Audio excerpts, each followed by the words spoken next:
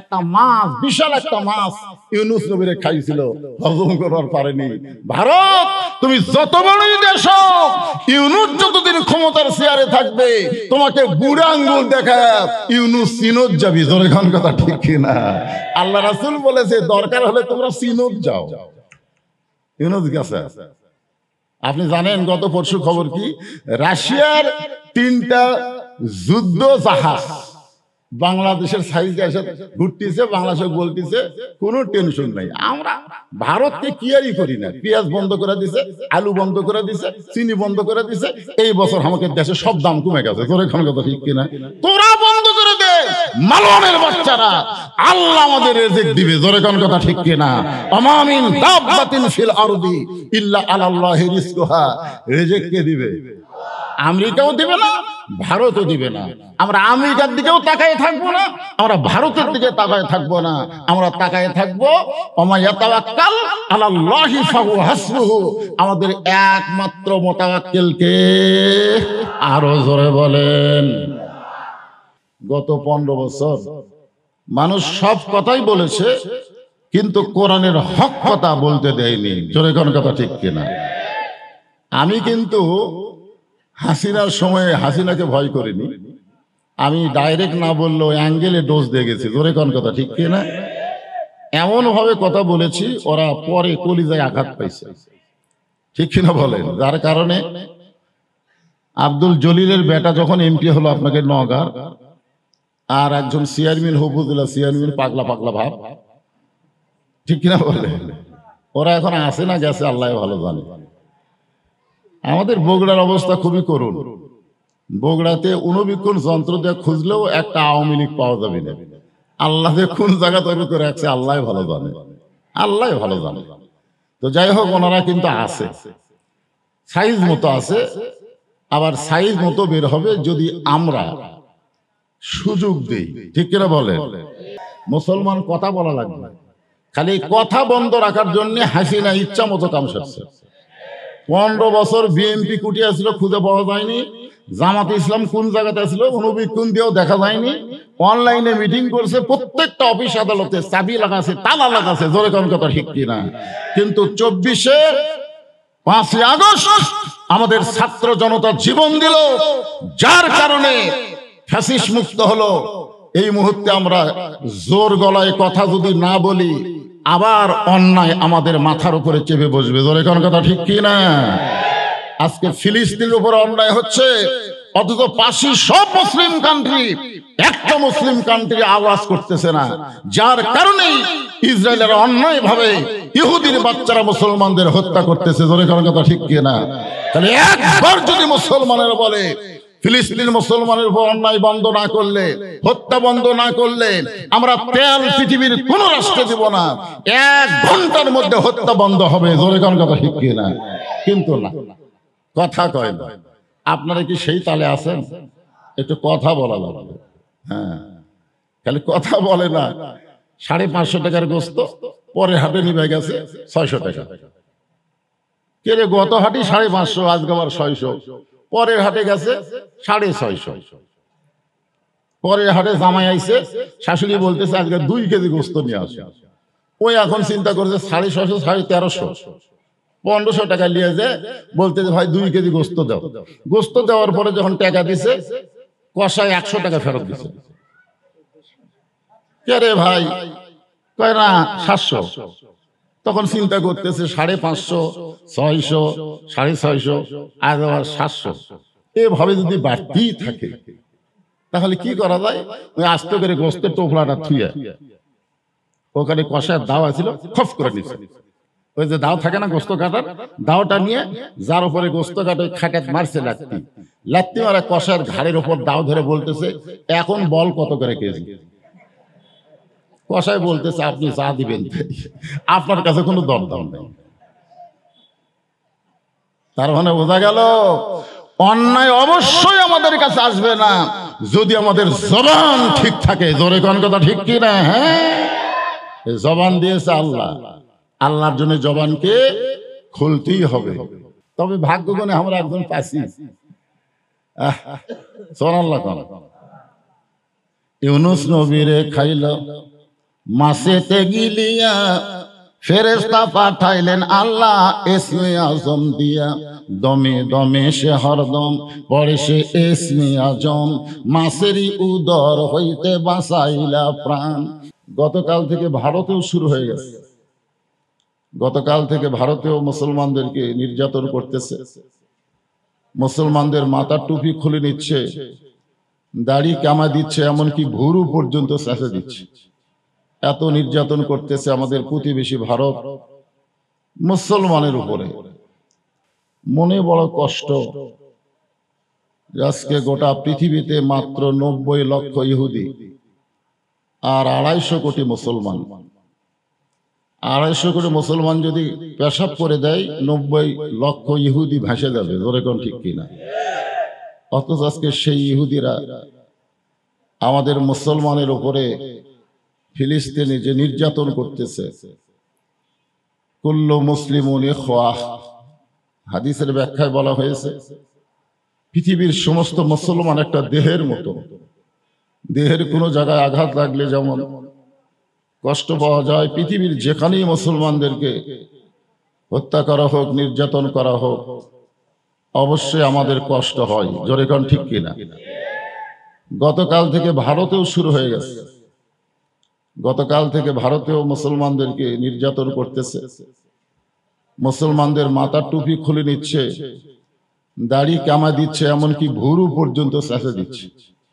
এত নির্যাতন করতেছে আমাদের প্রতিবেশী ভারত মুসলমানের উপরে। যাই হোক, এরকম করুণ পরিস্থিতিতে আমি আপনাদের সামনে পবিত্র কোরআনের সূরা মুলকের একটা আয়াত তেলাওয়াত করেছি, এটাকে সামনে নিয়ে আজকের আলোচনা হবে। আল্লাহ রাসূল বলেছেন, আমার পরে, আলোচনা শুরু হয়ে গেল, মনোযোগ দিয়ে শুনবেন। আমার পরে কেউ যদি নবী হতো, লাউ কানা উমর, আল্লাহ রাসূল বলেছেন আমার পরে কেউ যদি নবী হতো, আল্লাহ উমরকে নবী বানাই দিত। সুবহানাল্লাহ বলেন। আল্লাহ রাসূল বলেছেন, মা কানা মুহাম্মাদুন আবা আহাদিম মির রিজালিকুম ওয়ালাকিন রাসূলুল্লাহি ওয়া খাতামান নাবিয়্যিন। এই আয়াতের মাধ্যমে আল্লাহ জানাই দিলেন আমাদের নবীর পরে আর কোনো নবী রাসূল দুনিয়াতে আসবে, কিন্তু যদি কেউ নবী হতো, উমরকে আল্লাহ নবী বানাই দিত। নবীর এই কথার মূল্যায়ন করতে গিয়ে আল্লাহ তাআলা হাসরের ময়দানে হযরত উমরকে নবীদের কাতারে দাঁড় করাইয়া দিবে। সেই হযরত উমর সূরা মুলকের 2 নম্বর আয়াতকে নিয়ে আলোচনা করতেছেন সাহাবীদের সামনে। খুব খেয়াল করবেন আয়াতটা কি? আল্লাযী খালাকাল মাউতা ওয়াল হায়াতা লিয়াবলুয়াকুম আইয়ুকুম আহসানু আমালান ওয়া হুয়াল আজিজুল গফুর। হাজার হাজার সাহাবীরা পাগলের মতন বসে উমর ফারুকের ওয়াজ শুনবে, কিন্তু যেরকম কিছু লোক দাঁড়িয়ে আছে, নাই দেখেন ওই সাইডে কিছু লোক আছে, এই সাইডে কিছু লোক দাঁড়িয়ে আছে, হয়তো তাদের বসার জায়গা নেই, এই জন্য হয়তো তারা দাঁড়িয়ে আছে। আপনারা মনে কষ্ট নেন না, এটা ওয়াজের একটা অংশ। ওমর ফারুক যখন ওয়াজ শুরু করলেন, সাহাবীরা যখন পাগলের মতন ওয়াজ শুনতে ইচ্ছা পোষণ করেছেন, এমন সময় একটা লোক পিছনে দাঁড়িয়ে আছে। ওমর ফারুক বললেন, এজলেস এজলেস ইয়া আখি, এ আমার ভাই বসো। কোরআনের মাহফিলে বসাটা হলো আদবি, দাঁড়ানো হলো বেদবি। কোরআনের মাহফিলে বসাটা হলো, এমন কথাও আছে যে আমলের নিয়তে কেউ যদি 1 ঘন্টা কোরআনের মাহফিলে সময় দেয়, 60 বছর নফল ইবাদত করার সওয়াব আল্লাহ তার আমল নামে দিয়ে দেয়। মানে এত দামি একটা মাহফিল, বিশেষ করে উমর ফারুকের মতন বক্তা আর সাহাবীদের মতন শ্রোতা। সুবহানাল্লাহ বলেন। ওনাকে যখন উমর ফারুক বসতে বললেন, উনি পিছন দিক থেকে বলতেছে, ইয়া আমির আল মুমিনিন, আমি আপনার ওয়াজ শুনতে আসিনি। যখন বলতেছে বসেন, তখন বলতেছে আমির আল মুমিনিন, আমি আপনার ওয়াজ শুনতে আসিনি। ওমর ফারুক বললেন, তাহলে তুমি কেন আইছো? প্রশ্ন করা স্বাভাবিক কিনা? উনি বললেন, আমি আজকে একটু আপনাদেরকে ওয়াজ শোনাতে চাই। চিন্তা করে দেখেন, পিছনে একজন সাহাবী দাঁড়িয়ে আছে, সে বলতেছে আমি ওয়াজ শুনতে আসিনি, আমি আপনাদেরকে ওয়াজ শোনাতে চাই। সমস্ত সাহাবীরা তো খেপে গেছে। কিন্তু আল্লাহর কোরআনের শাসন যখন দুনিয়াতে চালু থাকে, তখন প্রত্যেকটা মানুষকে কথা বলার অধিকার দিতে হবে। জোরে কোন ঠিক কি না? অথচ গত 15 বছর মানুষ সব কথাই বলেছে, কিন্তু কোরআনের হক কথা বলতে দেয়নি। জোরে কোন কথা ঠিক কিনা? আমি কিন্তু হাসিনার সময়ে হাসিনাকে ভয় করিনি, আমি ডাইরেক্ট না বললেও অ্যাঙ্গেলে ডোজ দিয়ে গেছি। জোরে কোন কথা ঠিক কিনা? এমন ভাবে কথা বলেছি, ওরা পরে কলিজায় আঘাত পাইছে। ঠিক কিনা বলেন? যার কারণে আব্দুল জলিলের বেটা যখন এমপি হলো আপনাকে নওগাঁর, আর একজন চেয়ারম্যান উপজেলা চেয়ারম্যান, পাগলা পাগলা ভাব। ঠিক কিনা বলেন? ওরা এখন আসে না গেছে আল্লাহ ভালো জানে। আমাদের বগুড়ার অবস্থা খুবই করুণ। বগুড়াতে অণুবীক্ষণ যন্ত্র দিয়ে খুঁজলেও একটা আওয়ামী লীগ পাওয়া যাবে না। আল্লাহ কোন জায়গা তৈরি করে রাখছে আল্লাহ ভালো জানে, আল্লাহ ভালো জানে। তো যাই হোক, ওনারা কিন্তু আছে, সাইজ মতো আছে, আবার সাইজ মতো বের হবে যদি আমরা সুযোগ দিই। ঠিক কিনা বলেন? হ্যাঁ, খুব খেয়াল করেন। ওমর ফারুক বললেন, তুমি চলে আসো আমার কাছে। যে লোকটা পিছনে দাঁড়িয়ে আছে ওনাকে ওমর ফারুক বললেন, তুমি আমার কাছে চলে আসো। প্রত্যেকটা সাহাবী নড়ে চড়ে মাঝখানে রাস্তা করে দিলেন। সুবহানাল্লাহ বলেন। লোকটা যখন উমর ফারুকের কাছে আসলেন, উমর ফারুক তার পরিচয় শুনতে চাইলেন, যে তুমি যে আমাদের ওয়াজ শোনাবা, তুমি কি দাওরা পাস না টাইটেল পাস? তুমি কি কোরআনের হাফেজ না হাদিসের হাফেজ? এগুলো পরিচয় শুনতে চাইলেন না। উনি শুনতে চাইলেন তোমার পরিচয় কি? তিনি বললেন, মিল্লাতা আবিকুম ইব্রাহিম ওয়া সাম্মাকুমুল মুসলিমিন। আমার পরিচয় হলো আমার জাতির পিতা ইব্রাহিম, আর তিনি আমার নাম রেখেছে মুসলমান। জোরে কান সুবহানাল্লাহ। ওমর ফারুক চমকে উঠছে। ওমর ফারুকই চমকে উঠছে যে বেটা পরিচয় এমন ভাবে দিল যেখানের আঙ্গুল দেওয়ার মতন কোনো সুযোগ নাই। জোরে কান ঠিক কিনা? কি পরিচয় দিছে? নিজের ইচ্ছায় না আল্লাহর কোরআন দিয়ে? ওমর ফারুক বললেন, তুমি আমার ভাই, কি ওয়াজ করবে? আমরা সকলে মিলে তোমার ওয়াজ শুনতে চাই। তখন তিনি বললেন, আমার ওয়াজটা হলো ইন্নী উহিব্বুল ফিতনাহ ইকরাহুল হক ওয়া আশহাদু মা লাম আরাহ। আমার ওয়াজটা খুবই সহজ। আমি ফিতনাকে মহব্বত করি, আমি হককে পছন্দ করি না, আর আমি না দেখা জিনিসের সাক্ষী দিই। আপনারা বলেন, ফিতনা সম্পর্কে রাসূল কি বলেছেন? আল ফিতনাতু আশাদ্দু মিনাল কতল। ফিতনা হলো কতলের চাইতেও মারাত্মক গুনাহ। আল ফিতনাতু আশাদ্দু মিনাল জিনা। ফিতনা হলো জিনার চাইতেও খারাপ পাপ। আর লোকটা 1 নম্বর ওয়াজ করছে, আমি ফিতনাকে মহব্বত করি, ইন্নী উহিব্বুল ফিতনা, আমি ফিতনাকে মহব্বত করি। 2 নম্বর ওয়াজ করেছে ইকরাহুল হক, আমি হককে পছন্দ করি না। অথচ আল্লাহ বলেছেন ওয়াতাওয়াসাউ বিল হক কুল জাল হক ওয়া যাহাকাল বাতিল ইন্নাল বাতিলা কানা যাহুকা। অথচ লোকটা বলে আমি হককে পছন্দ করি না। আর 3 নম্বর ওয়াজ হলো আশহাদু মা লাম আরা, আমি না দেখা জিনিসের সাক্ষী দেই। 72 সালে জন্ম নিয়ে বলেছে সাইদি যুদ্ধ অপরাধী। বিচারক জিজ্ঞাসা করেছে তোর জন্ম কখন? কয় 72-এ। সাইদি অকাম করছে কখন? কয় 71-এ। তো 71-এ অন্যায় করলো, 72-এ জন্ম নিয়ে কেমনে বলিস? কয় বাপ মার মুখে শুনেছি, সেটাই বলতেছি। না দেখা জিনিসের সাক্ষী দেওয়া যাবে? যাবে?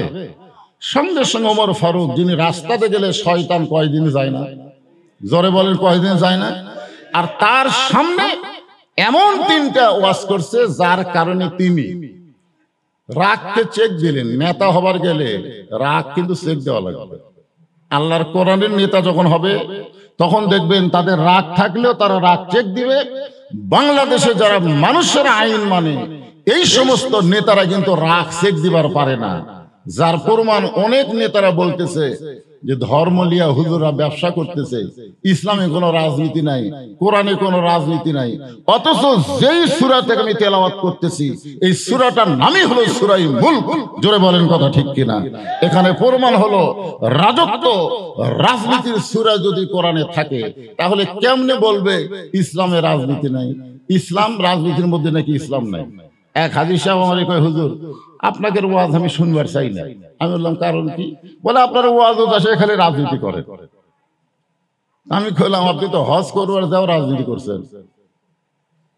তখন কয় না হুজুর আমি তো হজ করবার যাও রাজনীতি করিনি, এখানে আপনি তো হাজি তাই না?